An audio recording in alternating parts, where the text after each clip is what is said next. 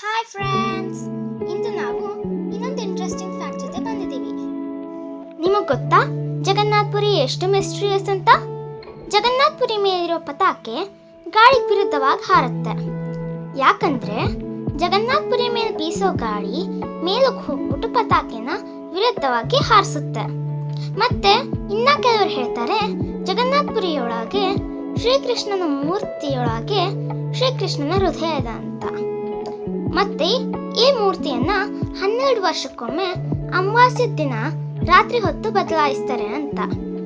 ಇದನ್ನ ಬದಲಾಯಿಸೋ ಪೂಜಾರಿ ಹೇಳ್ತಾರೆ ಇದ್ರ ಒಳಗೇನೋ ಇದೆ ಮತ್ತೆ ಅದು ಹೃದಯ ತರ ಬಡ್ಕೊಂತಿರುತ್ತೆ ಅಂತ.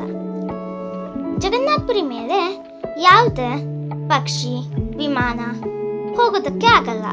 ಯಾಕಂದ್ರೆ ಜಗನ್ನಾಥಪುರಿ ಮೇಲೆ ಸಾಂದ್ರತೆ ಕಡಿಮೆ ಇರುತ್ತೆ. ನಾವೆಲ್ಲರೂ ಒಂದ್ಸತಿ ಜಗನ್ನಾಥಪುರಿನ ನೋಡಲೇಬೇಕು. ಒಂದ್ಸತಿ ಅಲ್ಲ ಅಂದ್ರೂ ಒಂದು 8 ಸತಿ ನೋಡಲೇಬೇಕು. ಈ ಥರ ಇನ್ನೂ ಇಂಟ್ರೆಸ್ಟಿಂಗ್ ಫ್ಯಾಕ್ಟ್ಸ್ಗೋಸ್ಕರ ನಮ್ಮ ಚಾನೆಲ್ನ ಲೈಕ್ ಮಾಡ್ತಾ ಇರಿ, ಫಾಲೋ ಮಾಡ್ತಾ ಇರಿ, ಸಬ್ಸ್ಕ್ರೈಬ್ ಮಾಡ್ತಾ ಇರಿ.